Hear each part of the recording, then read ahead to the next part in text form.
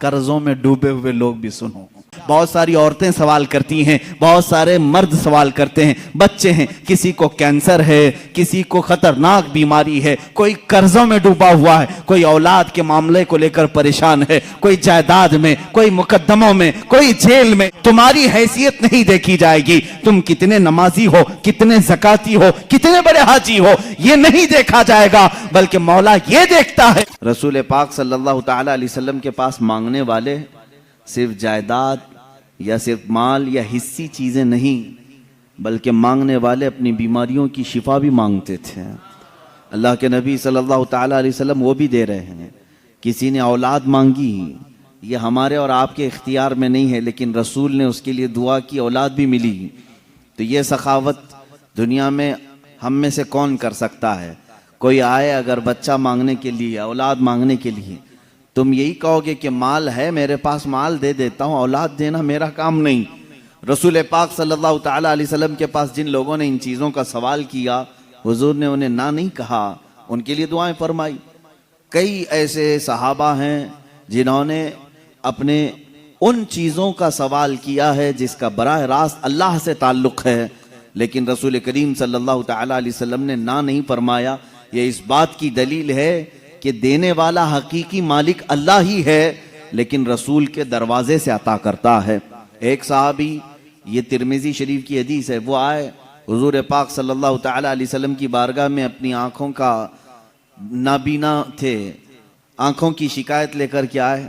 حضور اکرم صلی اللہ تعالی علیہ وسلم سے عرض کرنے لگے, میرے آنے جانے میں بڑی دقت ہوتی ہے, میں نمازوں کے لیے آ نہیں سکتا, اور آنکھ میری بینا نہیں ہے, جس کی وجہ سے بڑی مشکلیں ہیں.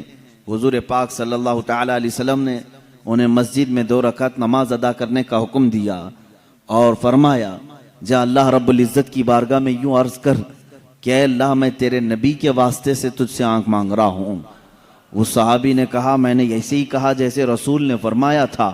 مسجد کے دروازے سے باہر نہیں نکلا تھا کہ میری آنکھیں روشن ہو چکی تھیں. اب یہ آنکھ دینا بھی اللہ کے حبیب صلی اللہ تعالی علیہ وسلم کے اختیار میں ہے. میرے عزیزو, حقیقی عطا کرنے والا مالک اللہ ہی ہے, لیکن رب تبارک و تعالی مسبب الاسباب ہے, پوری کائنات کو اس نے اسباب میں رکھا ہے.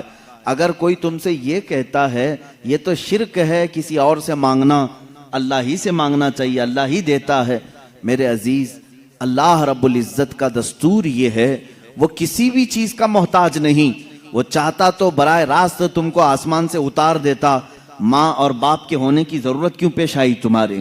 وہ اللہ تعالیٰ پوری کائنات کو اسباب میں رکھا ہے.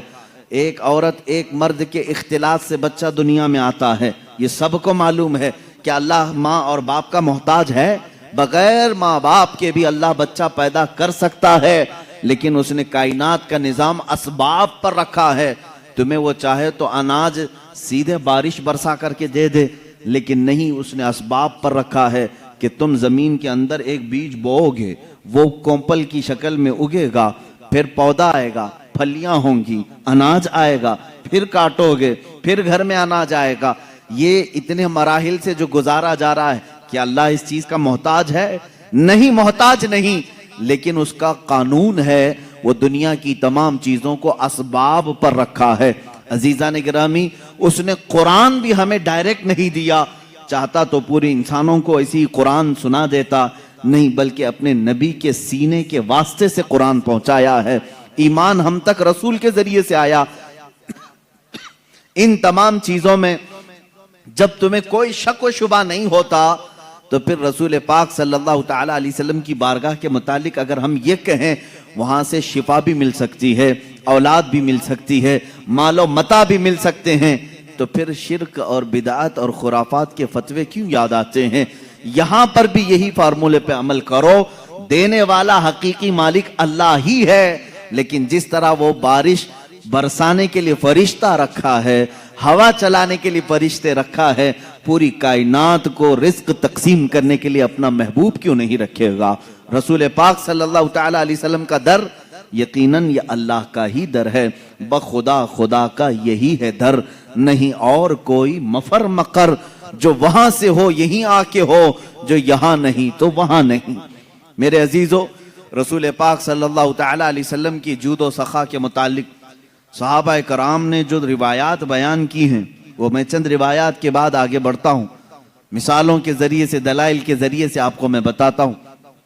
حقیقت میں آپ حضور پاک صلی اللہ تعالی علیہ وسلم کی ہر عادت کو سننے کے بعد، اس سے قبل آپ نے سنا ہے حضور حسن و جمال میں بے مثل و بے مثال تھے، حضور پاک صلی اللہ تعالی علیہ وسلم کا رحم کرنے میں کوئی دوسرا ثانی نہیں ہے، حضور پاک صلی اللہ علیہ وسلم کا عدل کرنے میں کوئی دوسرا ہمسر نہیں نظر آتا، ان کے برابر کسی بھی خلق میں، کسی بھی عادت میں کوئی دوسرا نہیں دکھتا، اسی طرح عطا کرنے میں بھی ان کے برابر کوئی دوسرا ملتا ہی نہیں۔ اخیر میں تم مجبوراً ہو یا مسرورن ہو، یہ کہو گے سب سے اعلیٰ والا ہمارا نبی، سب سے بالا وہ والا ہمارا نبی۔ آپ کو یہ کہنا پڑے گا حضور پاک صلی اللہ تعالی علیہ وسلم سب سے اعلیٰ ہیں، کن چیزوں میں؟ ہر عادت میں، ہر خصلت میں، ہر خلق میں میرے آقا کو اللہ تعالیٰ نے عظیم بنایا ہے۔ عزیزان گرامی، رسول پاک صلی اللہ تعالی علیہ وسلم کی سخاوت کے متعلق فرماتے ہیں صحابہ، خاص طور پر رمضان کا مہینہ جیسی آتا، اللہ کے نبی صلی اللہ تعالی علیہ وسلم اتنا عطا کرتے کہ پورے 11 مہینے میں اتنا نہیں ہو۔ 11 مہینے کی سخاوت ملا کر رمضان کا مقابلہ نہیں ہوتا۔ ایک بار بحرین سے حضرت علاء الحضرمی رضی اللہ تعالیٰ عنہ وہاں کے گورنر تھے، بحرین سے انہوں نے 1,00,000 درہم حضور کے تحفے میں پیش کیے۔ 1,00,000 درہم بہت بڑی قیمت ہوتی ہے، آج کے اعتبار سے 100 کروڑ کے اوپر چلے جائیں۔ وہ چاندی کے درہم ہوا کرتے تھے، ان کی مالیت، ان کی قیمت بہت زیادہ ہوا کرتی۔ حضور پاک صلی اللہ تعالی علیہ وسلم کی بارگاہ میں وہ 1,00,000 درہم آئے۔ صحابہ فرماتے ہیں حضور اکرم صلی اللہ تعالی علیہ وسلم نے مسجد نبوی کی فرش پر وہ سب بکھیر دیا اور بیٹھے رہے، یہاں تک کہ پورا دن حضور صلی اللہ تعالی علیہ وسلم ان اشرفیوں کے پاس، ان درہموں کے پاس بیٹھے رہے۔ مدینے والوں کو آواز دیا جاتا رہا، لوگ اپنی اپنی حاجتوں کے مطابق آتے تھے، اپنے تھیلے بھر بھر کر لے جاتے تھے، یہاں تک کہ حضرت عباس رضی اللہ تعالیٰ عنہ آئے، حدیث میں ہے انہوں نے اتنا جمع کیا کہ وہ اٹھا کر لے جا نہیں سک رہے تھے، اٹھا نہیں پا رہے تھے۔ حضور پاک صلی اللہ تعالیٰ علیہ وسلم سے وہ یہ کہنے لگے کہ یا رسول اللہ صلی اللہ علیہ وسلم، کسی سے کہہ دیں کہ یہ میرا بوجھ اٹھا دیں، اور اگر کوئی نہیں اٹھا سکتا تو آپ ہی اٹھا کر کے دے دیں۔ یہ تھا حضور اکرم صلی اللہ تعالیٰ علیہ وسلم کے عطا کرنے کا انداز، یہاں تک کہ مغرب سے پہلے وہ 1,00,000 درہم پورے مدینے میں خیرات ہو چکے تھے۔ 1,00,000 درہم رسول پاک صلی اللہ تعالیٰ علیہ وسلم نے پورے عطا کر دیے، پورے عطا کر دیے۔ میرے عزیزو، بانٹنے والا اس زمانے میں جتنا بھی ہو، ہم میں سے کوئی ہو، لیکن سخاوت کے اس اعلیٰ مقام کے ایک چھوٹے سے حد تک ہم نہیں پہنچ سکتے۔ ہم اپنا پہلے دیکھیں، اس کے بعد، اور حکم بھی یہی ہے۔ لیکن رسول پاک صلی اللہ تعالیٰ علیہ وسلم، ایک مرتبہ آپ کے پاس 10 اشرفیاں آئیں، سونے کی اشرفیاں، اور ان میں سے 6 تقسیم ہو گئی، 4 ابھی نہیں تقسیم ہوئی تھی۔ حضرت عائشہ صدیقہ رضی اللہ تعالیٰ عنہ فرماتی ہیں وہ 4 گھر میں تھیں تو رات بھر حضور پاک صلی اللہ علیہ وسلم آرام ہی نہیں کیے، صبح تک جاگتے رہے۔ حضرت عائشہ فرماتی ہیں میں نے عرض کیا یا رسول اللہ صلی اللہ تعالیٰ علیہ وسلم، اگر یہ بھی تقسیم کرنا ہے تو صبح کوئی نہ کوئی حاجت مند آ جائے گا، اسے تقسیم کر دیں۔ حضور اکرم صلی اللہ تعالیٰ علیہ وسلم فرماتے ہیں عائشہ مجھے ڈر لگتا ہے کہیں صبح ہونے سے پہلے میری موت نہ آ جائے اور میرے گھر میں یہ 4 درہم پڑے رہ جائیں۔ یہ اللہ کے نبی صلی اللہ تعالیٰ علیہ وسلم کے عطا کرنے والا معاملہ تھا۔ ایک بار حضرت عائشہ صدیقہ رضی اللہ تعالیٰ عنہ فرماتی ہیں یہ آخری زمانہ ہے میرے آقا صلی اللہ علیہ وسلم کا، گھر میں تشریف لائے اور ارشاد فرمانے لگے میری ازواج مطہرات میں سے جس کے پاس بھی سونا یا چاندی ہے، اگر وہ چاہے تو اللہ کی بارگاہ میں صدقہ کر دے۔ اپنی بیویوں کے سونے چاندی کو خیرات صدقہ کرنے کے لیے حضور اکرم صلی اللہ علیہ وسلم نے فرمایا میرے عزیزو یہ فرض اور واجب نہیں آپ کے اوپر، لیکن میں میرے نبی کی سخاوت آج عرض کر رہا ہوں۔ سخاوت عرض کر رہا ہوں. ازواج مطہرات نے پوچھا یا رسول اللہ صلی اللہ تعالی علیہ وسلم کیا آج سے آپ کی بیویوں پر سونا چاندی پہننا حرام ہو گیا؟ کیا ہم گھروں میں سونا چاندی نہیں رکھ سکتی؟ جواب سنیں، میرے آقا صلی اللہ علیہ وسلم ارشاد فرماتے ہیں یقیناً تم رکھ بھی سکتی ہو، پہن بھی سکتی ہو. سونا اور چاندی زیورات تمہارے لیے حلال ہیں، رکھ بھی سکتی ہو، پہن بھی سکتی ہو، مگر تمہارے شوہر محمد صلی اللہ تعالی علیہ وسلم اپنے متعلق فرماتے ہیں میرا یہ ارادہ ہے، میری یہ تمنا ہے کہ میں دیکھ رہا ہوں میرا آخری وقت آ چکا ہے، میں اپنے رب کے حضور جانے والا ہوں، تو میری یہ تمنا ہے کہ میں اس حال میں اللہ سے ملاقات نہ کروں کہ دنیا میں میرے گھر میں سونا اور چاندی پڑا ہوا ہو. میں سونے اور چاندی کا مالک بن کر کے اللہ کی بارگاہ میں نہیں جانا چاہتا، میں فقیرانہ زندگی میں اللہ کی حضور حاضر ہونا پسند کرتا ہوں. یہ رسول کریم صلی اللہ تعالی علیہ وسلم کے وہ اخلاق کریمانہ ہیں. عزیزان گرامی وقار، پوری زندگی پاک آپ دیکھیں، مال سے محبت میرے آقا صلی اللہ علیہ وسلم نے نہیں فرمائی. ہاں آپ کے لیے قدر ضرورت، بلکہ آپ زندگی میں اسلام کی روش پر چلتے ہوئے کروڑوں کما لیں، اسلام اس کو ناجائز نہیں کہتا، لیکن اگر تمہارے اوپر مال کی محبت کا غلبہ آ گیا، وہ غالب آ گیا، تو یہیں سے تمہاری بربادی کے بھی دن شروع ہو جاتے ہیں. کبھی ایسا اگر دل میں آنے لگ جائے کہ مال پورا میرے پاس ہے، زکوٰۃ نکالوں کہ نہیں نکالوں، سمجھ جانا کہ مال نے تمہارے دل پر غلبہ کر لیا ہے. تمہارے پاس 100 روپیے تھے، 5 روپیہ کوئی سوال کرنے والا آ گیا تھا، تمہارے دل میں یہ خیال آنے لگ جائے 5 اس کو دوں یا نہ دوں، تو سمجھ لو کہ غلبہ تمہارے دل پر مال کا آ گیا ہے. 95 پر پھر تم یعنی کانے نہیں ہو، قناعت نہیں کر رہے ہو، صبر نہیں ہے تمہیں، 5 کے جانے پر بھی صبر دل میں نہیں آ رہا ہے، تو سمجھ لو کہ دل میں محبت مال کے غلبہ پا چکا ہے. یہی سے برائیوں کے اثرات شروع ہوتے ہیں. جس دنیا کی اور جس مال کی مذمت شریعت میں آئی ہے وہ ہر مال کی نہیں ہے. آپ کماؤ، خوب کماؤ، لیکن ایسے ہی جیسے سمندر میں کشتی تیرتی ہے، سمندر میں کشتی تیرتی ہے، جب تک کشتی پانی کے اوپر چل رہی ہے اس کی زندگی ہے، اس کی بقا ہے، لیکن پانی اگر کشتی کے اندر آ گیا تو پانی میں وہ کشتی غرق ہو جاتی ہے، ڈوب جاتی ہے. تم دنیا میں رہو، مال جتنا چاہے کما لو، لیکن تمہارے اندر دنیا آ گئی تو ڈوب جاؤ گے، غرق ہو جاؤ گے. اب یہ کیسے پتا چلے گا کہ میرے اندر دنیا بھر گئی ہے یا نہیں بھری؟ یہ تمہارے اٹھنے والے ہاتھ ہی بتائیں گے، یہ تمہارے دینے والے ہاتھ ہی بتائیں گے کہ جب ضرورت مند تمہارے پاس آتا ہے تو تمہارے پاس مال ہونے کے باوجود تم اسے دینے کا خیال کرتے ہو یا نہیں کرتے ہو. اگر کچھ بھی دینے کا خیال آیا ہے، اللہ کا شکر بجا لاؤ کہ اللہ نے تمہارے دل کو دنیا کی محبت سے پاک رکھا ہے، تم عطا کرنے والوں میں سے ہو. اور قیامت کے دن لوگوں کو دینے والا اور بانٹنے والا اللہ کا محبوب کہلائے گا، اللہ رب العزت کا وہ محبوب ہوگا، کیونکہ عطا کرنا اللہ کی صفت ہے، اور اس صفت پر جو دنیا میں عمل کرتا رہے گا وہ اللہ کا حبیب کہلائے گا. قیامت کے دن وہ پاکوں میں اور انعام پانے والوں میں شمار ہوگا. آج ان حالات سے ہم گزر رہے ہیں، ہم دیکھتے ہیں پریکٹیکلی دینے والے جو معاملات ہیں، اگر دل پر تمہارے بوجھ لگتا ہے کسی کو دے کر کے، یا پھر دینے کے بعد احسان جتانے والا جذبہ آتا ہے، سمجھ لو کہ تمہیں دنیا نے جکڑ رکھا ہے، تمہیں دنیا نے اپنے گھیرے میں لے رکھا ہے. حضور پاک صلی اللہ تعالی علیہ وسلم کی بارگاہ میں صحابہ نے سوال کیا تھا دنیا میں طاقتور چیز کیا ہے؟ یہ حدیث لمبی ہے. آپ نے فرمایا تھا کہ دنیا میں بہت طاقتور چیز پہاڑ ہیں، لوہا ہے. حضور پاک صلی اللہ علیہ وسلم نے فرمایا لوہا ہے. صحابہ نے کہا کیا اس سے بھی زیادہ سخت کوئی چیز ہے؟ کہا اس سے زیادہ سخت آگ ہے، آگ لوہے کو بھی جلا دیتی. کہا آگ سے بھی زیادہ سخت کوئی چیز ہے دنیا میں؟ کہا پانی ہے، پانی آگ کو بجھا دیتا ہے.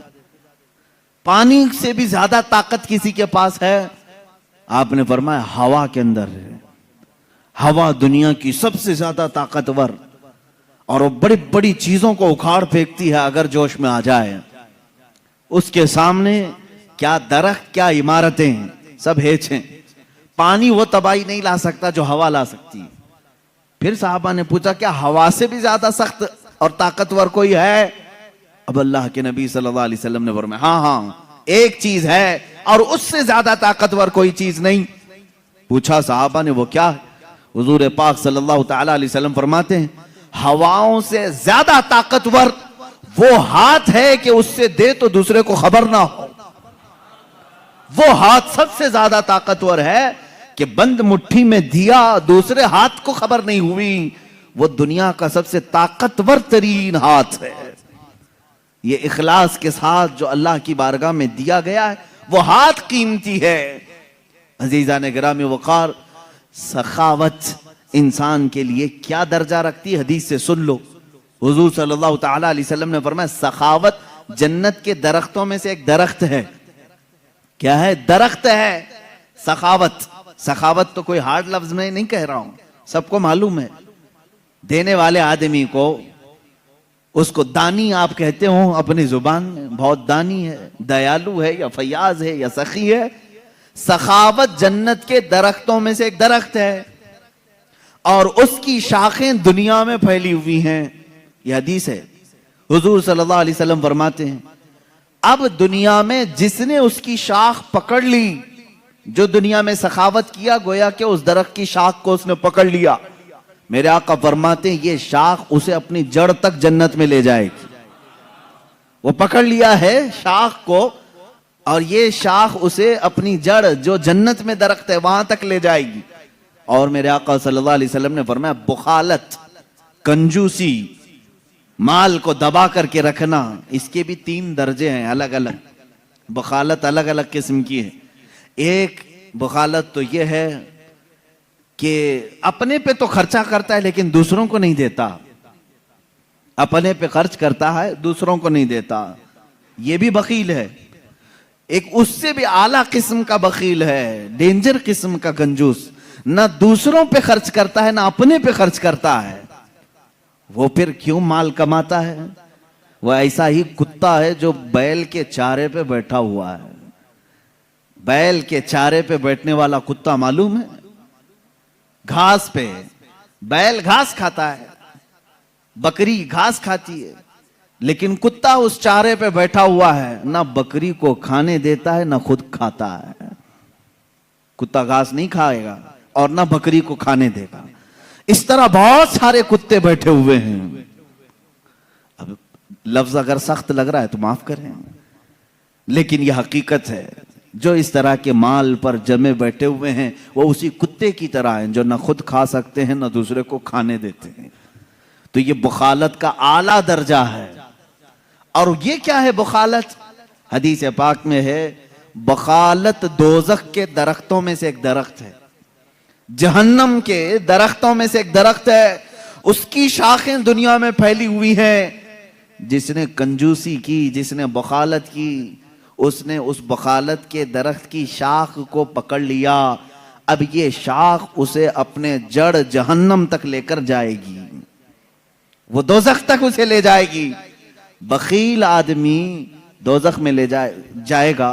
حدیث ہے السخی قریب من اللہ وقریب من الملائکۃ وقریب من الناس وبعید من النار. حضور فرماتے ہیں سخی آدمی اللہ سے قریب ہے, فرشتوں سے قریب ہے, جنت سے قریب ہے, تمام انسانوں سے قریب ہے, دوزخ سے دور ہے. والبخیل بعید من اللہ بعید من الملائکۃ وبعید من الجنت وبعید من الناس وقریب من النار. حضور فرماتے ہیں اور بخیل آدمی, کنجوس آدمی اللہ سے دور ہے, فرشتوں سے دور ہے, انسانوں سے دور ہے, جنت سے دور ہے, لیکن دوزخ سے بہت قریب ہے, دوزخ سے زیادہ قریب ہے. عزیزان گرامی, میرے نبی کی صفات میں کبھی بخالت آئی نہیں. وہ کسی چیز میں بخالت نہیں کیے, بلکہ ان کے صحابہ کی سخاوت کا حال یہ ہے کہ جو کوئی ان کے گھروں پر آتا تھا اسے اتنا عطا کرتے کہ وہ اپنی قوم میں جا کر کے اعلان کرتے کہ محمد عربی صلی اللہ علیہ وسلم کے غلام اتنا عطا کرتے ہیں کہ ہماری کئی پشتیں اس پر کھا کر گزارا کر سکتی. نبی کونین صلی اللہ علیہ وسلم کی عطا کرنے کا حال تو بہت اعلیٰ ہے. صفوان صفوان بن امیہ، جن کے متعلق میں نے اسے قبل بھی بیان کیا تھا، جنگ بدر میں امیہ جس کو قتل کیا گیا تھا، صفوان امیہ کا بیٹا حضور پاک صلی اللہ تعالیٰ علیہ وسلم سے ملنے کے لیے آیا، اور اللہ کے نبی صلی اللہ تعالیٰ علیہ وسلم سے اس نے سوال کیا، کیا آپ مجھے کچھ دے سکتے ہیں؟ حضور پاک صلی اللہ علیہ وسلم نے اس وقت صفوان کو اتنی بکریاں دی کہ صحابہ فرماتے ہیں 2 پہاڑوں کے بیچ میں جتنی جگہ تھی وہ سب بکریوں سے بھر گئی. ایک شخص کو اتنی بکریاں دی. اب وہ جا کر کے مکہ میں، وہ اسلام قبول کر چکے تھے بعد میں، وہ صحابی رسول، اپنی پوری قوم کو بتایا، اے لوگوں بھلائی چاہتے ہو تو اسلام میں آؤ، اس لیے کہ رسول اتنا دیتے ہیں کہ تمہاری 7 پشتیں گزار لیں گی. محمد صلی اللہ علیہ وسلم اتنا دیتے ہیں کہ تمہاری 7 پشتیں کھا کر آرام سے گزارا کریں گی. حضور اکرم صلی اللہ تعالیٰ علیہ وسلم کی زندگی پاک میں جب کبھی کسی نے آپ سے کسی چیز کا سوال کیا اور اگر اس وقت آپ کے پاس نہ رہا مال تو کیا حضور منع کر کے کل کے لیے ٹال دیتے؟ صحابی رسول فرماتے، حضرت عمر فاروق رضی اللہ تعالیٰ عنہ بھی مجلس میں حاضر ہیں، ایک مرتبہ 90,000 درہم آئے حضور کے پاس. 90,000 درہم بانٹتے رہے سب ختم ہو گئے. ایک عورت تاخیر سے آئی، اس نے کہا یا رسول اللہ صلی اللہ علیہ وسلم، میں مدینے کی غریب عورت ہوں، سنا ہے آج مال بانٹا جا رہا ہے، مال تقسیم کیا جا رہا ہے، مجھے بھی کچھ عطا کریں. حضور پاک صلی اللہ علیہ وسلم نے فرمایا سب بٹ گیا ہے، یہ نہیں فرمایا کہ اب کیا دوں گا، ہو گیا چلو ختم ہو گیا. نہیں، رسول کریم صلی اللہ تعالیٰ علیہ وسلم نے حضرت عمر سے فرمایا، کہا اے عمر کیا مجھے 2 دن کے لیے قرضہ مل سکتا ہے؟ قرض میں کچھ درہم مل سکتے ہیں؟ کہا رسول پاک صلی اللہ تعالیٰ علیہ وسلم نے ایک شخص سے قرض لیا، قرض لے کر کے اس خاتون کو جتنی ضرورت تھی وہ پورا مال دیا، اور قرض خواہ سے کہا کہ تیرا ذمہ میرے اوپر ہے، میں تیرا قرض ادا کروں گا. ایک مرتبہ نہیں کئی مرتبہ ایسے معاملات آئے. اللہ کے نبی صلی اللہ تعالیٰ علیہ وسلم کے پاس اگر کوئی اس حال میں آیا کہ آپ کے پاس کچھ نہیں ہو، آپ نے قرض لیا اور اسے نہ نہیں کہا، نہ کہنا میرے رسول کی عادت ہی نہیں. حضور پاک صلی اللہ تعالیٰ علیہ وسلم نے اسے عطا کیا. حضرت ابو ہریرہ رضی اللہ تعالیٰ عنہ کا حال سنیں. سیدنا ابو ہریرہ یہ وہ صحابی ہیں جو اصحاب صفہ میں سے تھے. اصحاب صفہ ان صحابہ کو کہتے ہیں جو اپنا گھر بار سب چھوڑ کر کے بارگاہ رسول میں رہتے تھے. مسجد نبوی سے لگ کر کے ایک کٹا تھا جس پر ایک چھوٹی سی چھت بنائی گئی تھی چھپر کی، اس کے نیچے 70 صحابہ رہتے تھے. ان کا گھر بھی وہی تھا، ان کی کل جہاں وہی تھی. ان کا کھانا پینا کیا تھا؟ حضور پاک صلی اللہ تعالیٰ علیہ وسلم کی بارگاہ میں کچھ بھی صدقہ آ جائے تو یہی 70 صحابہ کو حضور پیش کر دیتے. حضور صدقہ نہیں استعمال فرماتے. حضرت ابو ہریرہ فرماتے ہیں ایک مرتبہ ایسا ہوا کہ 2 دن تک کھانے کو کچھ آیا ہی نہیں، کچھ نہیں ملا. حضرت ابو ہریرہ کہتے ہیں میں مسجد سے باہر نکل آیا روڈ پر، یعنی راستے پر، میں یہ دیکھنے کے لیے کہ حضور اگر باہر نکلیں گے تو پیٹ کو کچھ راحت مل جائے گی. کیسی راحت؟ کھانے کی نہیں. حضرت ابو ہریرہ فرماتے ہیں صحابہ کا معمول یہ تھا اگر شدت کی بھوک لگتی تو کیا کرتے تھے جانتے ہیں؟ چہرے رسول کو دیکھتے تھے. حضرت ابو ہریرہ کہتے ہیں حضور کو دیکھنے سے بھوک کا اثر کم ہوتا تھا. میں انتظار میں کھڑا رہا رسول پاک صلی اللہ تعالیٰ علیہ وسلم تشریف لائیں، جلوہ جہاں آرا کی زیارت کروں اور پیٹ کے یعنی بھوک کی شدت کو کم کروں. کہتے ہیں میری خواہش ہی ہوئی تھی کہ میرے آقا اپنے دروازے سے باہر تشریف لائے. حضرت ابو ہریرہ دوڑتے ہوئے گئے، کہتے ہیں میں جھک گیا تھا بھوک کی وجہ سے. اللہ کے نبی صلی اللہ تعالیٰ علیہ وسلم نے پوچھا ان سے ابو ہریرہ اس دوپہر کے وقت کس چیز نے تجھے باہر نکالا؟ کون سی چیز تجھے باہر لے آئی؟ حضرت ابو ہریرہ کے اپنے پیٹ کی طرف اشارہ کر کے کہنے لگے یا رسول اللہ صلی اللہ علیہ وسلم بھوک ہے، بھوک ہے. حضور اکرم صلی اللہ تعالیٰ علیہ وسلم مسکرائے. حضرت ابو ہریرہ فرماتے ہیں اللہ کے نبی صلی اللہ علیہ وسلم نے اپنا جبہ اٹھایا اور دکھایا تو اس پر 2 پتھر بندھے ہوئے تھے. حضرت ابو ہریرہ نے پوچھا یا رسول اللہ صلی اللہ علیہ وسلم یہ کس کے لیے؟ میرے آقا صلی اللہ علیہ وسلم نے فرمایا ابو ہریرہ پچھلے 3 دن سے میرے گھر میں بھی فاقہ ہی ہے، لیکن اس پر بھی مسکراہٹ ہے، شکوہ و شکایت نہیں۔ فاقہ تو میرے آقا کا شوق تھا، ورنہ وہ مالک و مختار رسول ہیں، ان کے لیے دسترخوان جنت سے اتارے جائیں۔ فاقہ میرے آقا کا شوق تھا۔ حضور پاک صلی اللہ تعالی علیہ وسلم جب یہ کہتے ہیں تو حضرت ابو ہریرہ نے کہا ان کے گھر میں 3 دن سے فاقہ ہے، میں تو 2 دن سے بھوکا تھا، اب کیا کہوں؟ لیکن یہاں پر بھی نہ کہنا میرے آقا کی عادت نہیں۔ ابو ہریرہ سے کہا چلو تمہارا کچھ نہ کچھ انتظام کریں گے۔ لے کر کے راستے سے چلے تو حضرت ابو بکر و عمر بھی مل گئے، وہ دونوں بھی بھوکے تھے، وہ بھی بھوک کی وجہ سے ہی باہر نکلے تھے۔ حضور صلی اللہ تعالی علیہ وسلم ان ساتھیوں کو لے کر سیدھے ابو ایوب انصاری کے مکان پر آئے، میزبان رسول تھے۔ اللہ کے نبی صلی اللہ تعالی علیہ وسلم ان کے گھر پر اکثر جایا کرتے تھے۔ وہ کتنے خوش نصیب صحابہ ہیں جن کے گھر کائنات کا آقا آتا ہو۔ حضور صلی اللہ تعالی علیہ وسلم خود تشریف لے آتے۔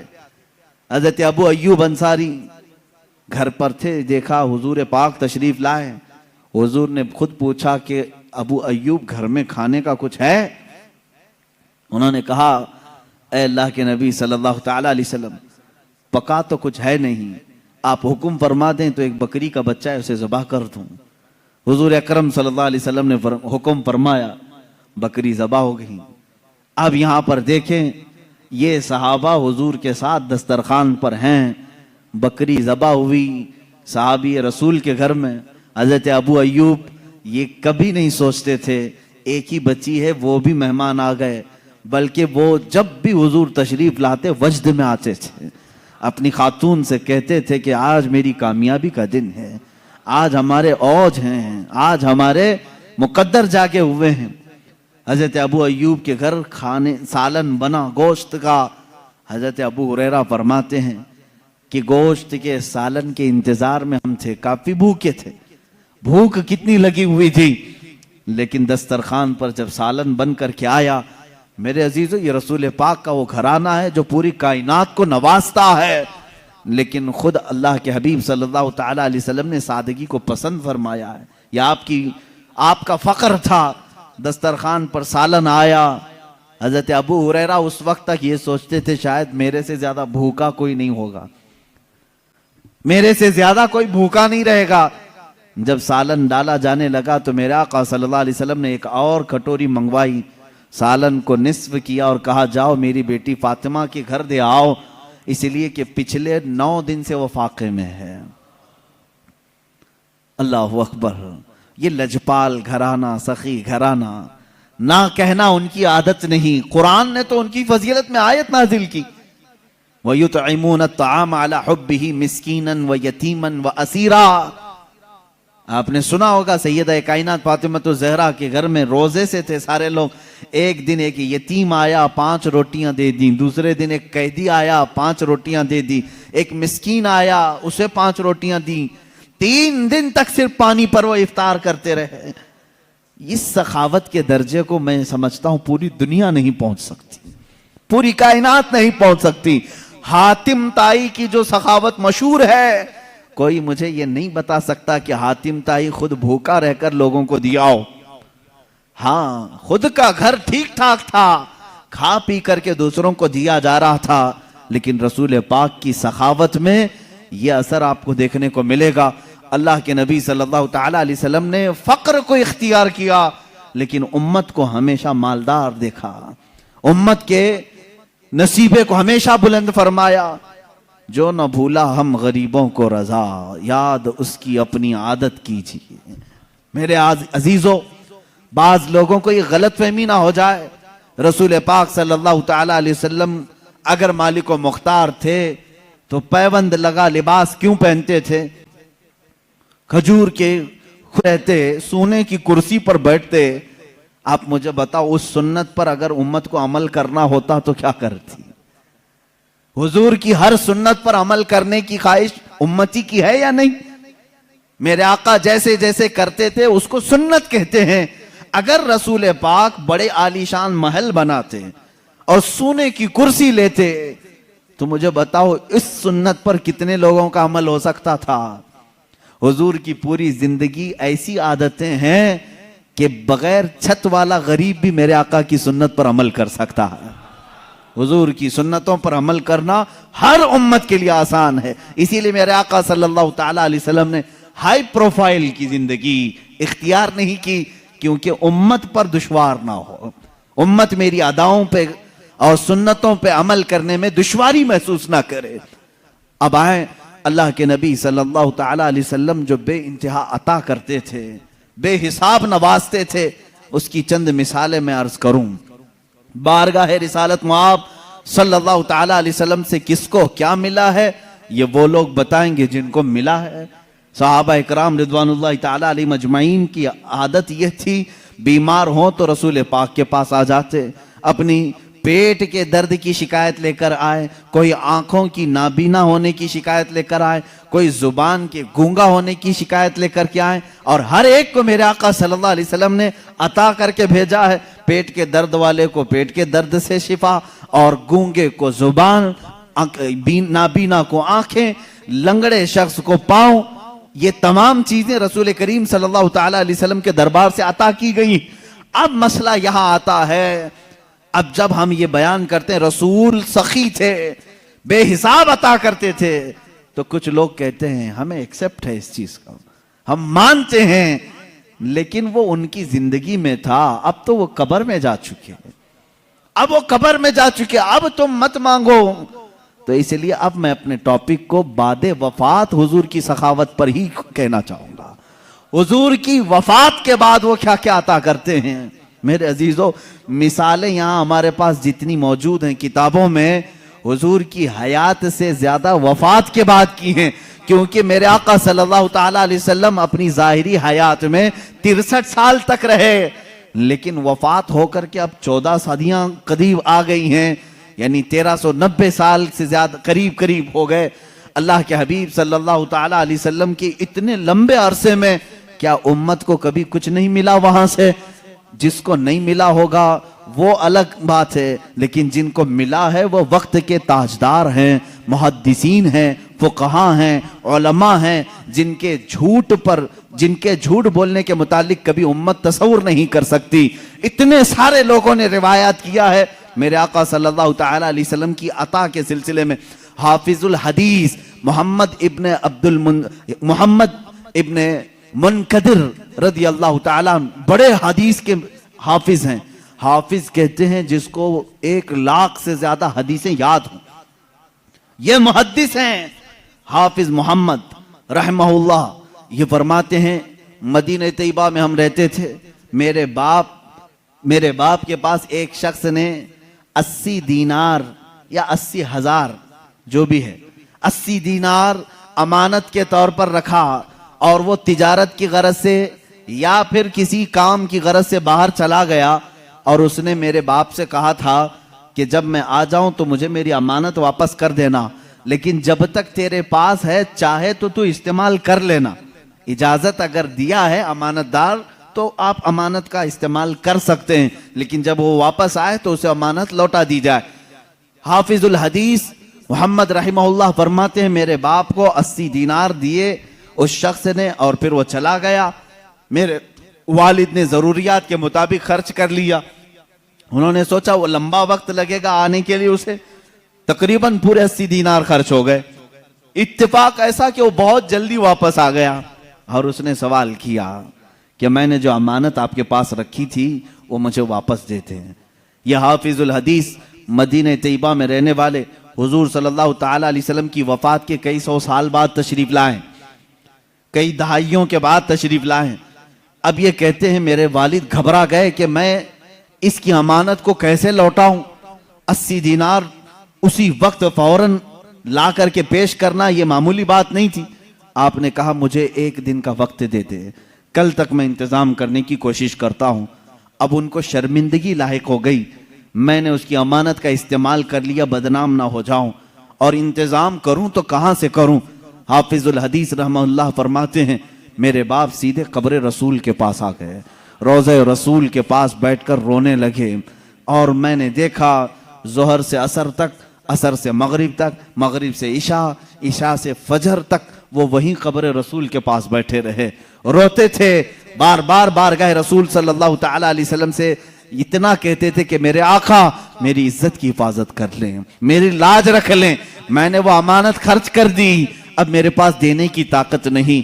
فجر کی نماز ہوئی، حافظ الحدیث محمد ابن منقدر رحمہ اللہ فرماتے ہیں ایک شخص مسجد نبوی شریف میں داخل ہوا، نماز ادا کی، فوراً یہ ہمارے والد کے پاس آیا اور ایک تھیلی ان کے سامنے پیش کی جس میں 80 دینار رکھے ہوئے تھے، کہا یہ لو میری طرف سے نذرانہ ہے۔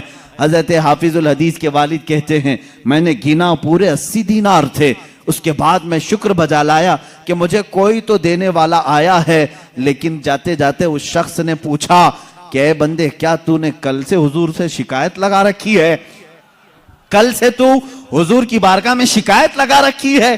یہ کہتے میں کھڑا ہو گیا، میں نے پوچھا دینے والے تو نے نذرانہ کہہ کر کے دیا، میں نے حضور سے شکایت کی ہے یا نہیں کی ہے، اس سے تیرا کیا تعلق ہے؟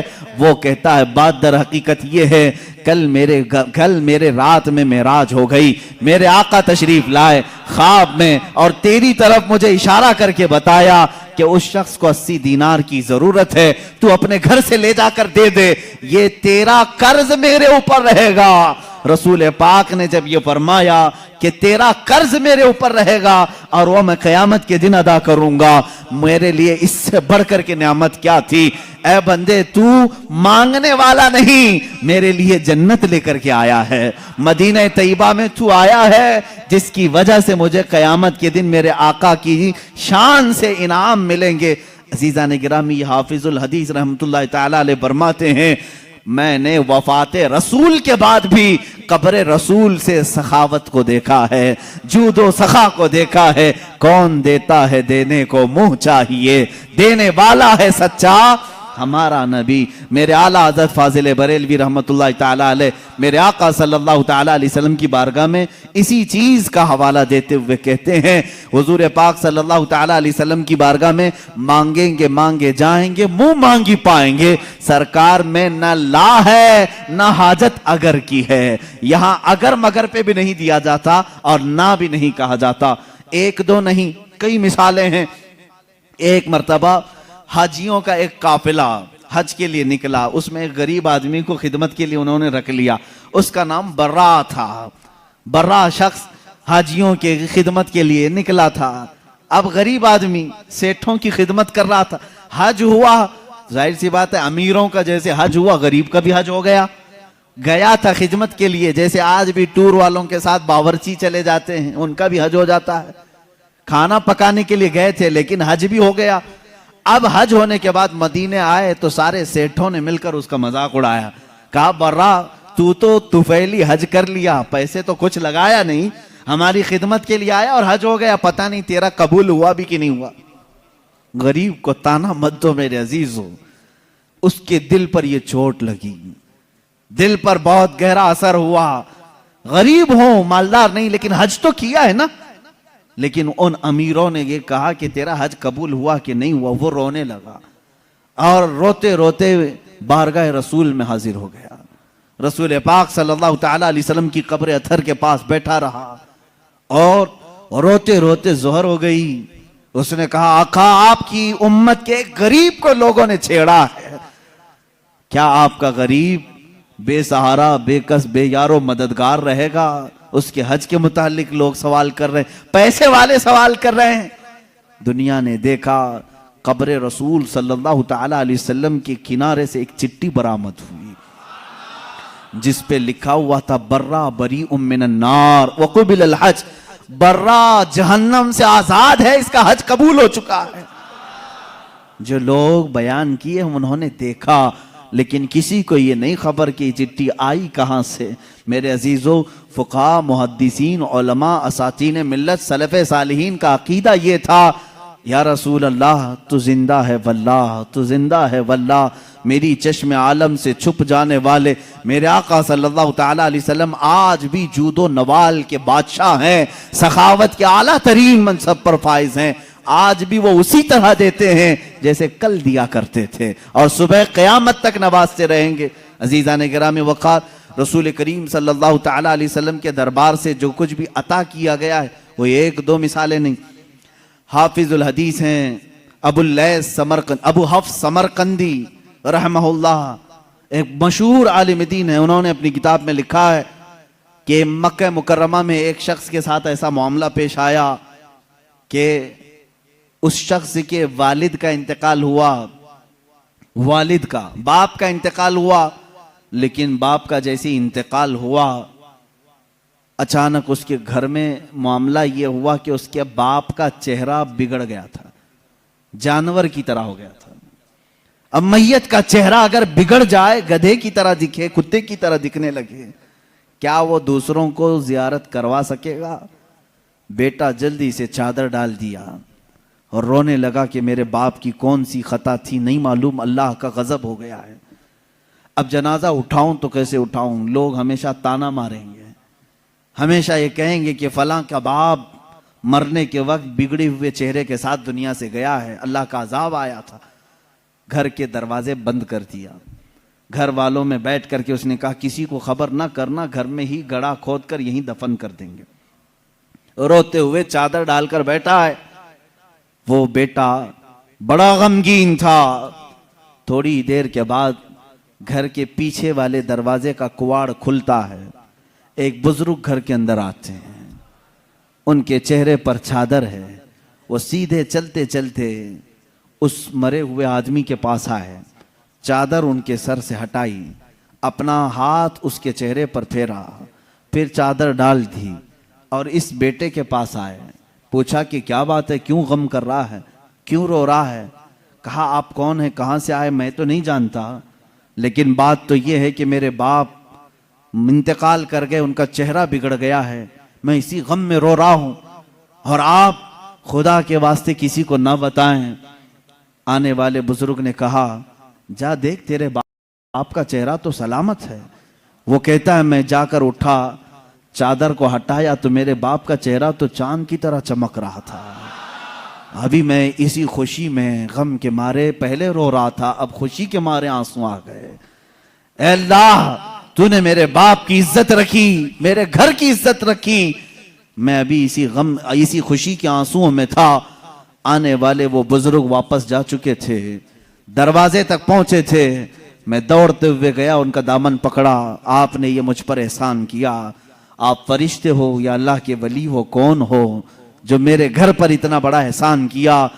آنے والے بزرگ نے کہا انا محمد رسول اللہ صلی اللہ علیہ وسلم، کہا میں محمد اللہ کا رسول ہوں۔ حضور پاک صلی اللہ تعالی علیہ وسلم نے فرمایا تیرے باپ کے انتقال کے وقت بات یہ تھی کہ اس کی ایک اچھی عادت تھی، تیرے باپ کی ایک اچھی عادت یہ تھی، یہ اس وقت تک سونے کے لیے بستر پر نہیں لیٹتا تھا جب تک رات میں 100 مرتبہ مجھ پہ درود نہیں بھیجتا تھا۔ ہر رات 100 مرتبہ یہ درود بھیجتا پھر سوتا، لیکن اس کی ایک خطا تھی، ایک گناہ تھا اس کا، لیکن باپ کا گناہ میں بیٹے کو نہیں بتاؤں گا۔ میرے آقا صلی اللہ تعالی علیہ وسلم نے چھپایا، اس گناہ سے اللہ ناراض تھا جس کی وجہ سے اس کا چہرہ بدل گیا۔ یہ مکہ مکرمہ کی بات ہے، مکہ مکرمہ کی بات ہے، اس کی وجہ سے اس کا چہرہ بدل گیا۔ تیرے باپ کا روزانہ پڑھا ہوا درود جو فرشتہ میرے بارگاہ تک پہنچاتا ہے، اس فرشتے نے مجھے خبر کی کہ اے اللہ کے رسول آپ کے فلاں غلام کے ساتھ غضب ہو گیا ہے، اللہ نے عذاب نازل کیا، اس کا چہرہ بگڑ گیا ہے۔ اے رسول پاک وہ بندہ روزانہ آپ پر 100 بار درود بھیجتا تھا، کرم فرمائے۔ حضور فرماتے ہیں میں اسی وقت چل کر تیرے گھر آیا، تیرے باپ کا چہرہ بگڑا تو تھا مگر میں نے میرے مولا سے سوال کیا اے اللہ تیرے حبیب پر درود بھیجنے والا اس کے چہرے کو اگر تو سلامت نہیں رکھے گا تو آنے والے لوگ تانا دیں گے کہ رسول پر درود بھیجنے والا بھی نہیں بچ پایا، اے مولا تو میرے ذریعے سے اس کے چہرے کو سلامت کر دے۔ اللہ نے میری دعا قبول کی، میں نے اس کے چہرے پر ہاتھ رکھا، اللہ نے تیرے باپ کے چہرے کو چمکتے چاند کی طرح کر دیا۔ وہ عطا کرنے پر آئیں تو بے حساب عطا کریں، بعد وفات کی بات میں کر رہا ہوں، یہ ظاہری زندگی کی بات نہیں، وفات ہو کر کئی سال ہو چکے تھے تب کی بات ہے۔ اسی لیے تو ہم عاشقوں کا یہ کہنا ہے، یا رسول اللہ سنا ہے آپ ہر عاشق کے گھر تشریف لاتے ہیں، میرے گھر میں بھی ہو جائے چراغاں یا رسول اللہ، میرے دل میں بھی ہو جائے چراغاں یا رسول، میرے آقا آؤ کہ مدت ہوئی ہے تیری راہ میں اکھیاں بچھاتے بچھاتے، بڑے دن ہوئے ہیں میرے آقا گھر کو سجاتے سجاتے۔ اللہ کے نبی صلی اللہ تعالیٰ علیہ وسلم کا انتظار کرو اے مسلمانوں، چاہے ہماری زندگی اس پہ فنا ہو جائے، ختم ہو جائے، دید کے لیے ترستے رہو اور اسی انتظار میں تمہاری زندگی کٹنی چاہیے۔ اب کی رات آئیں کہ تب کی رات آئیں، جب یہ راتیں زندگی کی کٹ جائیں وہ رات تو ضرور آئے گی جو قبر کی پہلی رات ہوگی، وہاں تو دیدار کرو گے انشاءاللہ، لیکن اس دیدار کے انتظار میں اپنی زندگی کاٹو۔ یہ نہیں کہ اپنی آنکھوں کو حسیناؤں کی غلاظت سے بھر لو، گندی تصویروں سے گندی فلموں سے اپنی آنکھوں کو داغدار کر لو، یہ نہیں، ان آنکھوں کو اللہ تعالیٰ نے تمہارے رسول کے دیدار کے لیے دیا ہے۔ اسی لیے شہزادہ اعلیٰ حضرت نے یوں کہا ہے، تمہیں نہ دیکھا تو کس کام کی ہیں یہ آنکھیں، انہیں نہ دیکھا تو کس کام کی ہیں یہ آنکھیں، کہ دیکھنے کی ہے ساری بہار آنکھوں میں، کچھ ایسا کر دے میرے کردگار آنکھوں میں، ہمیشہ نقش رہے روئے یار آنکھوں میں، ہمیشہ نقش رہے روئے یار آنکھوں میں۔ مفتی اعظم ہند تو یہ فرماتے ہیں کہ تم اپنے آنکھوں میں جلوہ رسول ایسا بسا لو، ایسا بسا لو کہ قبر کے دن، قبر کی رات میں فرشتے جب آئیں سوال کرنے کے لیے تو مفتی اعظم فرماتے ہیں فرشتے جو پوچھیں قبر میں کہ کس کی امت ہو، فرشتے جو پوچھیں قبر میں کہ کس کی امت ہو، تو آپ جواب کیا کہتے ہیں؟ وہ کہتے ہیں لو دیکھ لو کہ ہے تصویر یار آنکھوں میں، لو دیکھ لو کہ ہے تصویر یار آنکھوں میں۔ ہماری آنکھوں میں وہ جلوہ رسول اس طرح سے رہے، وہ آتے ہیں۔ بلکہ ایک شاعر نے یہی کہا ہے میرے عزیزو، آج غالباً چھٹی ساتویں محفل ہے، آج ساتویں محفل ہے، اور اس طرح 70 نہیں 700 محفلیں ہو جائیں۔ ہم ان محافل کے متعلق ہمیشہ میری عادت یہ ہے، میں یہ کہتا ہوں کیوں محفل سجا رہے ہو، کیوں بیٹھ رہے ہو، روز کیوں سننے آ رہے ہو، روز ہم کیوں سنانے آ رہے ہیں؟ ہمارا مقصد یہ ہے وہ آئیں گے، آتے ہوں گے، ابھی آئیں گے، وہ آئیں گے، آتے ہوں گے، ابھی آئیں گے، یہی سوچ کے ہم نے محفل کو سجا رکھا ہے۔ ہمارا عقیدہ یہی سوچ کے ہم نے محفل کو سجا رکھا ہے۔ رسول کریم صلی اللہ تعالیٰ علیہ وسلم جب عطا کرنے پر آتے ہیں تو بے حساب عطا کرتے ہیں، غمگین امتیوں کی فریاد رسی کے لیے بھی آتے ہیں، جس امتی نے جب فریاد کیا میرے آقا وہاں تشریف لائے۔ آپ کو معلوم ہے اللہ کے نبی صلی اللہ تعالیٰ علیہ وسلم کی ایک اور بات میں بتا دوں، مشہور زمانہ قصیدہ مولا یا صلی وسلم دائما ابدا علی حبیبک خیر الخلق کلہم، تقریباً میرے آقا صلی اللہ تعالیٰ علیہ وسلم کی وفات کے بھی 700 سال بعد آنے والے امام شرف الدین بوصیری، یہ وہ عظیم بزرگ ہیں، مداح رسول ہیں، تقریباً 170 اشعار میں انہوں نے قصیدہ لکھا ہے جس میں میرے آقا کے ہر عضو کی تعریف کی ہے۔ جس طرح آپ اگر ہندوستان کا کوئی بوصیری دیکھنا چاہتے ہیں، ہندوستان کا شرف الدین بوصیری دیکھنا چاہتے ہیں تو بریلی کے امام احمد رضا کو دیکھیں، جس نے اپنے نعتیہ کلام میں رسول پاک کے ہر عضو کو پیرو کر کے موتیوں کی طرح سجایا ہے، امام شرف الدین بوصیری۔ اور حد تو یہ ہے میرے عزیزو، وہابیوں کی، نجدیوں کی، سلفیوں کی حکومت آئی جنہوں نے عشق رسالت مآب صلی اللہ تعالیٰ علیہ وسلم کے خلاف نہ جانے کتنی بکواس کی، لیکن مجھے اس وقت فخر ہوتا ہے جب مدینہ رسول جاتے ہیں اور دربار رسول کی جالیوں پر اندر جانے کا جو دروازہ ہے اس دروازے کے تالے پر، چابی پر آج بھی امام بوصیری کا قصیدہ لکھا ہوا ہے، هو الحبیب الذی ترجا شفاعته لکل حول من الاحوال مقتحمی. پہلے تو دیواروں پر لکھا ہوا تھا قصیدہ، انہوں نے مٹایا کیونکہ ان کے عقیدے کے اعتبار سے شرک تھا. 700 سال پہلے آنے والے امام بوصیری نے جب پکار کر کے یہ کہا تھا یا اکرم الخلق مالی من الوذ به سواک عند حلول الحادث العممی، اے مخلوق میں سب سے اکرم رسول، تکلیفوں میں میرے پاس تمہارے سوا ہے کون، مصیبتوں میں آپ کے علاوہ میرے پاس کون ہے جس کی بارگاہ میں فریاد کروں تو میری فریاد کو پہنچے گا، اے رسول تمہارے علاوہ کون ہے. وَلَن يَضِيقَ رَسُولَ اللَّهِ جَاهُ كَبِي اِذَا الْكَرِيمُ تَجَلَّى بِاسْمِ مُنْتَقِمِ. امام بوصیری نے یہ قصیدہ کب لکھا تھا؟ اس کی تاریخ میں ہے. آپ جوان عالم دین، عاشق رسول، لیکن اچانک لقوے نے حملہ کر دیا، فالج کا اثر آ گیا. جب فالج آ جائے تو معلوم ہے جسم بیکار ہو جاتا ہے، بستر پر رہے. لقوے کے اثر سے ایسا کہ دوستوں نے دوستی چھوڑ دی، لوگ تو دور ہوتے ہی ہیں، بیماروں کے علاوہ گھر والوں کے علاوہ کون رہے. یہ بیماری لمبی ہو گئی، ہاتھ پیر اٹھتے نہیں تھے، سوتے سوتے جسم کے اندر بھی طرح طرح کی تبدیلیاں آنے لگی. ایک زمانہ ہو گیا ایسے بیماروں کے جب آنسو نکلتے ہیں تو سیدھے مدینے پہنچ جاتے ہیں، جن کا دنیا میں کوئی طبیب بھی نہیں، جن کا دنیا میں کوئی غم کی داستان سننے والا نہیں، جن کی دنیا میں کوئی بولی سننے والا نہیں. ایسے غریب اگر سناتے ہیں تو صرف مصطفیٰ کو سناتے ہیں، اس لیے کہ عاشقوں نے یہی کہا یا رسول اللہ نہ کوئی عمل ہے سنانے کے قابل، نہ منہ ہے تمہارے دکھانے کے قابل، لگاتے ہیں اس کو بھی سینے سے آقا جو ہوتا نہیں منہ لگانے کے قابل. میرے آقا اس کو بھی سینے سے لگاتے ہیں، اس غریب کی بپتا بھی سنتے ہیں.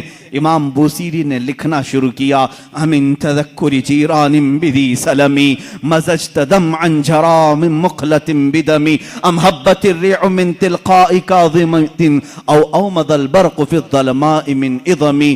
یہ قصیدہ لکھتے لکھتے لکھتے لکھتے آنسوؤں کی لڑیاں اتنی کہ بستر نم ہو گیا، آنکھیں لگ گئیں، بیداری کے عالم میں لکھ رہے تھے، آنکھیں لگ گئی، نیند آ گئی. اور اس وقت خواب میں میرے آقا تشریف لائے، کہا اے بوصیری کیا تو نے مجھے یاد کیا ہے؟ جب بھی امتی درد دل سے یاد کرے میرے آقا تشریف لاتے ہیں. امام شرف الدین بوصیری لکھ رہے تھے قصیدہ کہاں سے؟ الحمدللہ منشی الخلق من عدمی ثم الصلاة علی المختار فی القدمی. یہاں سے آپ نے قصیدہ لکھا اور آپ فرماتے ہیں قصیدے کے شروع میں میں چاہتا تھا یہ لکھیں مولایا صلی وسلم دائما ابدا، لیکن مجھ سے دوسرا شعر فٹ نہیں ہوتا تھا، دوسرا مصرع بن نہیں پا رہا تھا. پورے شعر لکھ دیا، پہلا ہی شعر مکمل نہیں ہوا، سو گیا. خواب میں میرے آقا نے فرمایا بوصیری جو ہماری شان میں لکھے ہو ذرا سناؤ، ذرا سناؤ. امام بوصیری سنانے لگے، ایک ہی شعر پر اٹکتے رہے مولایا صلی وسلم دائما ابدا، مولایا صلی وسلم دائما ابدا. آگے کا آقا نہیں آ رہا ہے. میرے آقا نے فرمایا بوصیری اس آگے والا مصرع میری طرف سے رکھ لو، علی حبیبی کا خیر الخلق کلہم. دنیا کا یہ قصیدہ ہے امام شرف الدین بوصیری کا، جس کا پہلا شعر ان کی طرف سے ہے، دوسرا شعر مصطفیٰ جان رحمت کی طرف سے ہے. قصیدہ سنایا تو سنایا. میرے آقا صلی اللہ تعالی علیہ وسلم نے انعام کے طور پر اپنی پہنی ہوئی چادر انہیں دے دیا، کہا بوصیری یہ میری طرف سے انعام ہے، اور ان کے جسم پر اپنا ہاتھ پھیرا، کہا اللہ تجھے شفا عطا کرے. امام بوصیری کہتے ہیں خواب تو بڑا اچھا تھا، خواب میں کون کیا نہیں دیکھتا ہے. صبح ہوئی لیکن میرے عزیزو جس نے رسول کو دیکھا اس نے حقیقت میں دیکھا. اللہ کے نبی فرماتے ہیں فَإِنَّهُ لَا يَتَمَثَّلُ بِيَ الشَّيْطَانِ، اس لیے کہ شیطان میری صورت میں آ ہی نہیں سکتا. جس نے رسول کو دیکھا اس نے حقیقت میں دیکھا. امام بوصیری فرماتے ہیں صبح اٹھا تو بھینی بھینی خوشبوئیں گھر میں تھی، مہکی مہکی ہوائیں تھی. میں نے سوچا خواب تو خواب ہوتا ہے، لیکن جب میں نے گود میں دیکھا تو رات میں عطا کی ہوئی چادر بھی موجود تھی، وہ چادر بھی موجود تھی. اور اس کے بعد اٹھنے کی کوشش کیا تو میں دیکھ رہا ہوں ہاتھ بھی سلامت، پیر بھی سلامت، جسم بھی سلامت.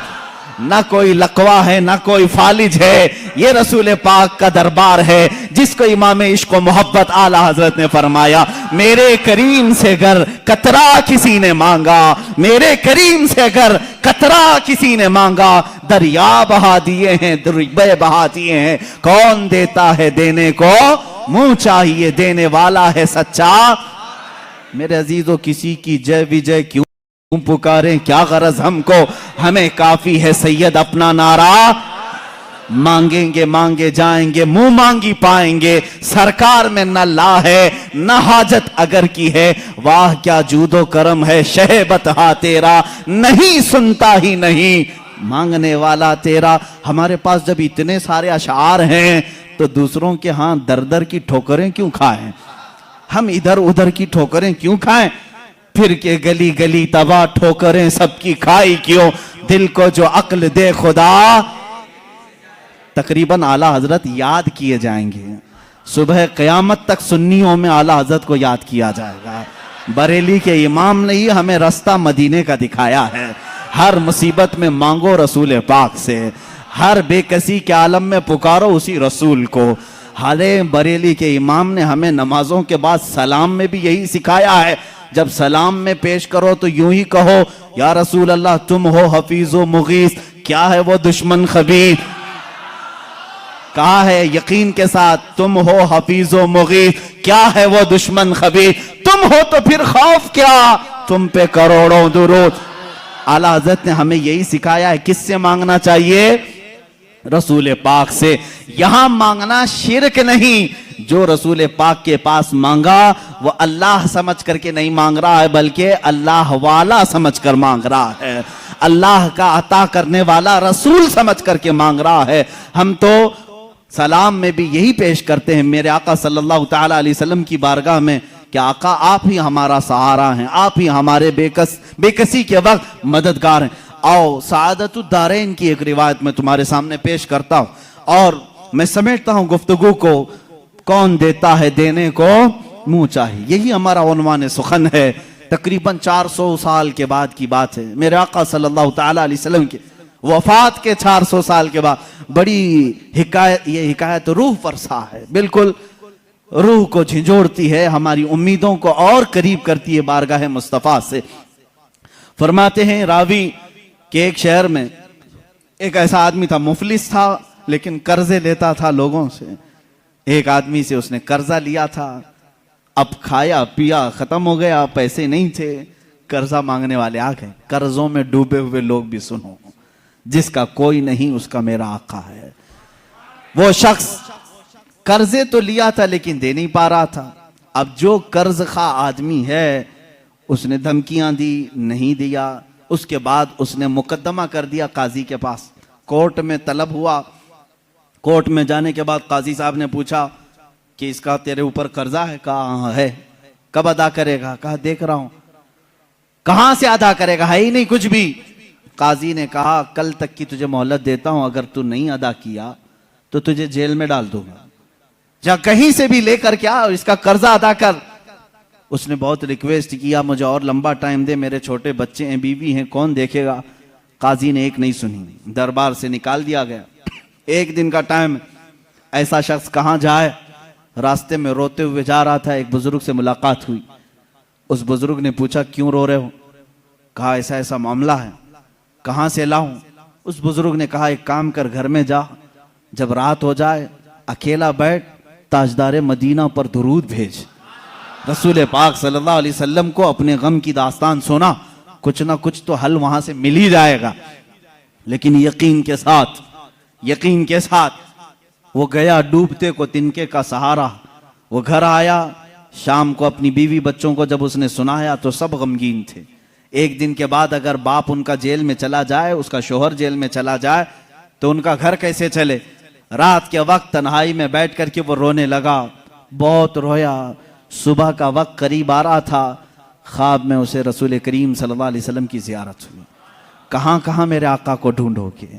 میرے آقا نے سچ فرمایا ابغونی فی ضعفائکم، تمہارے غریبوں میں، کمزوروں میں مجھے تلاش کرو۔ رسول پاک نے خود فرمایا تمہارے غریبوں میں میں مل جاؤں گا۔ اللہ کے حبیب صلی اللہ علیہ وسلم نے اس سے کہا کیوں روتا ہے, کیوں غم کرتا ہے؟ اس نے کہا قاضی نے مجھے دھمکی دی ہے, کل تک اگر نہیں ادا کروں گا جیل میں ڈال دیا جائے گا. مجھے ابھی قرضے کے لیے اتنے مال کی ضرورت ہے. اللہ کے نبی صلی اللہ تعالی علیہ وسلم ارشاد فرماتے ہیں, اے بندے ایک کام کر, شہر چلا جا, شہر میں جو بادشاہ کا وزیر ہے وہ میرا عاشق ہے, وہ میرا چاہنے والا ہے, اس سے جا کر کہہ دے تجھے جتنی ضرورت ہے وہ تجھے مال دے دے گا, وہ تجھے پیسے دے دے گا.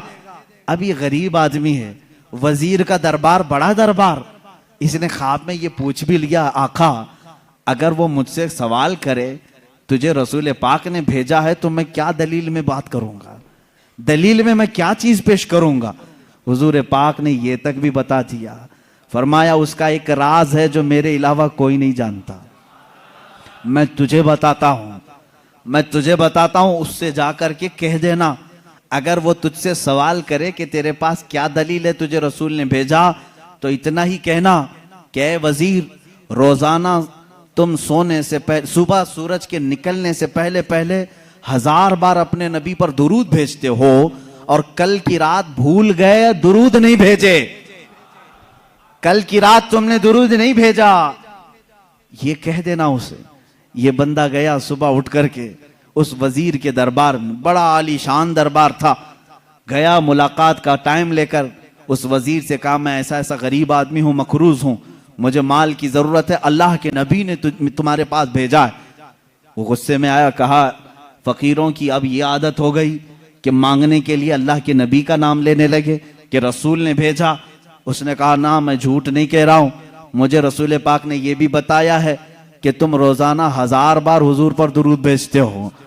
وہ اپنی کرسی سے اچھل آیا اور اس نے کہا یہ بات تو میری بیوی کو تک خبر نہیں ہے, کسی کو نہیں معلوم. کہا کیا کہا رسول پاک نے؟ کہا کہ کل تم بھول گئے تھے درود نہیں بھیجے. اس نے کہا حقیقت میں میرے آقا نے سچ فرمایا, کوئی زندگی کی ایک رات آج تک میری قضا نہیں ہوئی, کل میری زندگی میں ایسا دن آیا کہ میں درود نہیں پڑھ سکا. بہت رویا, اپنے خزانے کے پاس لے جا کر اسے کھڑا کر دیا. اے غریب آدمی تجھے جتنے مال کی ضرورت ہے لے جا, بس میرا دل آج سے مطمئن ہوا کہ میرا درود رسول تک پہنچ رہا ہے, میرے آقا کی نظر میں ہے, میں میرے آقا کو منا لوں گا, میں میرے آقا سے صلح کر لوں گا, لیکن تو میرے لیے خوشخبری کا قاصد بن کر آیا ہے, تو میرے لیے خوشی کا پیغام لے کر آیا ہے, تجھے جو چاہے لے جا. اس غریب نے کہا نہ, مجھے جتنی ضرورت ہے اتنا لیتا ہوں. اتنا ہی مال لیا, دوڑا خوشی سے آیا. کہاں آیا؟ عدالت میں. قاضی بھی تھے, قاضی سے کہا قاضی صاحب قرض خواہ کو بلاؤ, آج سینہ چوڑا تھا, مال موجود تھا, جس کا حساب ادا کروں گا.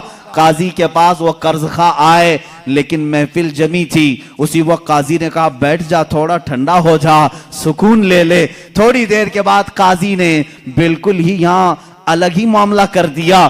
قاضی نے کہا یہ غریب جس کا قرضہ دینا ہے وہ سب کھڑے ہو جائیں, بتائیں کتنا قرضہ ہے. سبوں نے کہا اتنا ہے. قاضی نے کہا یہ نہیں, میں اپنی جیب سے ادا کروں گا, میں ادا کروں گا اس کا قرضہ. یہ غریب کھڑا ہوتا ہے, کہتا ہے کل تو جیل کی دھمکی, کل تو آپ بند کرنے کی دھمکی دے رہے تھے, آج میری طرف سے قرضہ ادا کرنے کی بات. قاضی کہتے ہیں کل تک میں تجھے نہیں پہچانتا تھا, کل جب رات گیا مصطفیٰ کریم کی زیارت ہوئی, میرے آقا نے تیری طرف اشارہ کر کے مجھے بتایا کہ اے قاضی تیرے پاس دنیا کی بہت دولت ہے, اس ایک غریب کا قرضہ تو اپنی جیب سے ادا کر, میں کل تجھے جنت کے محلات بدلے میں ادا کروں گا. اے غریب نہ تو مال نہیں دے گا, میں ہلکے میں سودا نہیں کروں گا, مجھے رسول نے بشارت دی ہے, میں تیرا مال اپنی جیب سے ادا کروں گا. جب یہ قاضی کی باتیں سننے لگے سارے قرض خواہ کھڑے ہوئے. کہا جب یہ آدمی اتنا افضل ہے کہ بارگاہ رسول میں مقبول ہے, ہم گواہی دیتے ہیں کہ ہم نے سب قرضہ معاف کر دیا, اب بھی اگر اسے چاہے تو ہم سے لے سکتا ہے. کون دیتا ہے دینے کو منہ چاہیے, کون دیتا ہے دینے کو منہ چاہیے, دینے والا ہے سچا ہمارا نبی, اتنا دیا سرکار نے مجھ کو جتنی میری اوقات نہیں, یہ تو ان کا کرم ہے ورنہ مجھ میں تو ایسی بات نہیں۔ عزیزان گرامی، آج جو ہم اس مقام پر ہیں، یہاں پر بھی ہم فخر سے یہی کہتے ہیں، یا رسول اللہ اتنا دیا سرکار نے مجھ کو جتنی میری اوقات نہیں، یہ تو ان کا کرم ہے، ورنہ مجھ میں تو ایسی بات نہیں۔ آپ خود دیکھو اللہ کے نبی نے تمہیں، ان کے صدقے میں اللہ نے تمہیں کیا کیا نہیں دیا ہے۔ یہ رسول کی سخاوت نہیں ہے تو اور کیا ہے۔ آج بھی مانگنے کا سلسلہ باقی رکھو، لیکن اس کے در سے نہیں، دربار رسالت سے مانگیں گے۔ کیوں؟ ان کے ہم غلام ہیں، انہی سے مانگیں گے۔ غلام اپنے آقا سے مانگتا ہے تو اچھا لگتا ہے۔ اب ایک اور روایت میں عرض کرتا ہوں، حضرت علا ابن مبارک، بعض روایت میں جلا ابن مبارک رحمہ اللہ تابعی ہیں، یہ فرماتے ہیں مدینے میں پہنچا تھا، حضور پاک صلی اللہ تعالیٰ علیہ وسلم کے مدینے پہنچا، بھوکا تھا، کچھ بھی کھانے کے لیے نہیں تھا، پیسے بھی ختم ہو گئے تھے۔ مسجد نبوی میں گیا، دوپہر کا وقت تھا، وہ بھوک کی وجہ سے شدت سے تکلیف ہو رہی تھی، سو گیا یہ کہہ کر کے یا رسول اللہ تمہارا مہمان ہوں، آپ ہی کھلائیں۔ کس سے مانگوں، کون دے گا مدینے میں، اور مدینے میں آ کر دوسروں سے مانگوں اچھا بھی نہیں لگتا، آپ کے ہوتے ہوئے کس دربار پر میں جاؤں۔ حضور پاک صلی اللہ تعالیٰ علیہ وسلم کی بارگاہ میں سوال کیا، سو گیا۔ میرے عزیزو کتنی مثالیں میں تمہارے سامنے رکھوں، یہ فقہائے امت، محدثین اور بزرگوں کی بات میں کر رہا ہوں، عام بندوں کی نہیں۔ حضرت شیخ علا فرماتے ہیں میں نے خواب میں دیکھا قبر رسول سے حضور پاک صلی اللہ تعالیٰ علیہ وسلم تشریف لا رہے ہیں، آپ کے ایک ہاتھ میں روٹی ہے اور ایک ہاتھ میں شہد ہے، ہاتھ میں روٹی اور شہد ہے، اور کہتے ہیں ابن مبارک تجھے بھوک لگی ہے، تو مدینے میں آیا، میرا مہمان ہے، یہ روٹی اور شہد لگا کر کھا لے۔ کہتے ہیں میں جلدی سے بڑھ کر ہاتھ سے روٹی لے لیا، شہد لگا کر کھاتا رہا، آدھی روٹی کھایا تھا، کب؟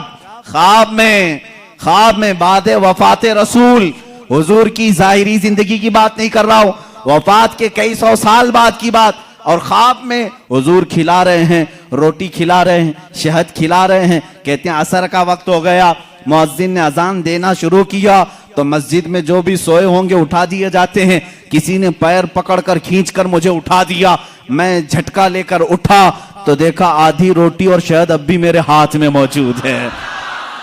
کون دیتا ہے دینے کو منہ چاہیے، دینے والا ہے سچا ہمارا نبی۔ عزیزان گرامی وقار، اس طرح کی بے شمار مثالیں ہیں۔ آخری بات میں عرض کرتا ہوں، سراج الامہ، تاج الامہ، امام اعظم ابو حنیفہ رضی اللہ تعالیٰ عنہ فرماتے ہیں رسول پاک صلی اللہ تعالیٰ علیہ وسلم کی بارگاہ میں جب جانا ہوا تو آپ نے حضور کی شان میں ایک نعت لکھی، ایک قصیدہ لکھا، یا سید السادات جئتک قاصدا ارجو رضاک واحتمی بحماک۔ یہ قصیدہ لمبا قصیدہ ہے، کہتے ہیں میں نے کسی کو نہیں سنایا، لکھ کر کے رکھ لیا، بارگاہ رسول میں جا کر کے سناؤں گا، حضور کے دربار میں پہلے سناؤں گا۔ امام اعظم ابو حنیفہ رحمہ اللہ سفر کر کے مدینے پہنچتے ہیں، صبح کا وقت ہے، اذان سے پہلے مسجد نبوی میں مؤذن جو اذان دینے کے لیے اونچی جگہ کھڑا ہوتا ہے، کہتے ہیں وہاں مؤذن کھڑے ہو کر اذان سے پہلے یہ گنگنا رہا ہے، یا سید السادات جئتک قاصدا ارجو رضاک واحتمی بحماک۔ امام اعظم کہتے ہیں میرے شعر لیک ہو گئے، میری نعت لیک ہو گئی، پہلے سے مؤذن مسجد نبوی کا سنا رہا ہے، اسے کیسے خبر ہوئی؟ کہتے ہیں یہ کسی نے پہلے سے لکھ رکھا تھا، یہ کس کی نعت ہے؟ یہ تو میں نے لکھی ہے۔ جب اس نے گنگنا کر اذان دے کر اپنا اختتام کیا، نیچے آیا تو میں نے اس کا ہاتھ پکڑ لیا، پوچھا یہ تو نے قصیدہ جو تلاوت کیا یہ کہاں سے؟ یہ تیرا لکھا ہے، کسی بزرگ کا لکھا ہے؟ وہ کہتا مجھے معلوم نہیں، یہ میرا لکھا نہیں، کسی بزرگ کا نہیں۔ کل خواب میں نے مصطفیٰ کریم صلی اللہ علیہ وسلم کو دیکھا، اللہ کے نبی صلی اللہ علیہ وسلم کی محفل سجی تھی، اس محفل میں یہ قصیدہ پڑھا جا رہا تھا کہ رسول فرما رہے تھے کل میرا ایک چاہنے والا آئے گا اور میری قبر پہ یہ سنائے گا۔ میں نے وہ اشعار سن لیے، یاد کیا، وہ میزنا سے آج میں نے تلاوت کی۔ میرے آقا صلی اللہ علیہ وسلم اپنے غلاموں کو کتنا نوازتے ہیں، جو جائے اسے اس کے اعتبار سے نوازتے ہیں، جو جس حیثیت سے جائے حضور نے اس کو اس حیثیت سے نوازا ہے۔ لیکن ایک شان یہ ہے میرے آقا کی، ایک شان ہے، میں اور آپ کسی کو دے دیں تو کیا کہیں گے؟ جا اللہ تیرا بھلا کرے، ہاں، بلکہ ہم یہ نہیں کہتے دینے کے بعد یہ کہتے ہیں میاں دعا کر دینا ہمارے لیے. یہ ہے نا فقیر کو دینے کے بعد آپ کیا کہیں گے؟ فقیر اگر تعریف کرنے لگے کتنے سخی آدمی ہیں آپ, میری مصیبتوں کے وقت کام آ گئے, آپ اتنا کہیں گے بس ٹھیک ہے آپ دعا کر دینا میرے لیے. ہماری عادت یہی ہے, دعا کر دینا میرے لیے, اللہ میری مغفرت کر دے, اللہ میری نجات کرے, یہی سب تو کہیں گے. لیکن رسول کی شان یہ ہے, آتا ہے فقیروں پہ انہیں پیار کچھ ایسا, خود بھیک دیں اور خود کہیں منگتے کا بھلا ہو. حضور جب دیتے تھے یہ نہیں کہتے میرے لیے دعا کر, بلکہ خود اس کے لیے دعا بھی کرتے تھے, جا تجھے اللہ اور نوازے اور نوازے. سرکار دو عالم صلی اللہ تعالی علیہ وسلم کی بارگاہ میں شاعر اسلام نے سچ کہا ہے, منگتا تو ہے منگتا کوئی شاہوں میں دکھا دو, جس کو میرے سرکار سے ٹکڑا نہ ملا ہو. آتا ہے فقیروں پہ انہیں پیار کچھ ایسا, خود بھیک دیں اور خود کہیں منگتے کا بھلا ہو. عزیزان گرامی وقار, آج کی اس دردناک کیفیت میں میں ہمارا ماوا و ملجا, ہمارا مسکن اور ہمارا فریاد رس تمہیں بتانا چاہتا ہوں. تم درد کی ٹھوکریں آج کھا رہے ہو, مجبور ہو, ذلیل ہو گئے ہو, خار ہو, اس کی وجہ ہے کہ رسول پاک کے دربار میں لو لگانا چھوڑ دیا. وہ صحابہ تھے پیر میں سوجن آ جائے تب بھی کہتے تھے واہ محمد آ, یا محمد آ, اے محمد صلی اللہ علیہ وسلم مدد کے لیے آ جائیں. ان کے پیر میں شفا یابی مل جاتی, پیر صحیح ہو جاتا. اے امت مصطفیٰ کے غیور نوجوانوں, آج میں تم سے یہ کہنا چاہوں گا, دنیا تمہیں خریدنے کی کوشش کر رہی ہے, چند سکوں میں, چند پیسوں میں, کوئی اتنا دے کر اپنا بنا لے, کوئی کچھ دے کر اپنا بنا لے, لیکن تمہاری شان یہ ہونی چاہیے, مجھے جہاں سرکار سے ملتا ہے اتنا کوئی دوسرا دے ہی نہیں سکتا, اور میں بازار مصطفیٰ کا غلام ہوں. میرے آقا نے مجھے جو خرید کر کے انمول کیا ہے, میری کوئی دنیا میں قیمت نہیں لگا سکتا. اب تمہارے پاس ایک ہی راستہ ہے, ایک ہی ذریعہ ہے. بہت ساری عورتیں سوال کرتی ہیں, بہت سارے مرد سوال کرتے ہیں, بچے ہیں, کسی کو کینسر ہے, کسی کو خطرناک بیماری ہے, کوئی قرضوں میں ڈوبا ہوا ہے, کوئی اولاد کے معاملے کو لے کر پریشان ہے, کوئی جائیداد میں, کوئی مقدموں میں, کوئی جیل میں. دنیا کی ہر پریشانی کا علاج یہ ہے, بارگاہ مصطفیٰ کی طرف لو لگاؤ, میرے آقا سے سفارش کرو, التجا کرو, ایک بار وہ لب ہلا دیں, میرا رب رحیم و کریم ہے, اپنے نبی کی لاج رکھے گا. تمہاری حیثیت نہیں دیکھی جائے گی, تم کتنے نمازی ہو, کتنے زکاتی ہو, کتنے بڑے حاجی ہو, یہ نہیں دیکھا جائے گا, بلکہ مولا یہ دیکھتا ہے میرے حبیب نے اس بندے کی سفارش کی ہے, یہ جیسا بھی ہے تیسا بھی ہے, اسے غموں سے آزاد کر دیا جائے.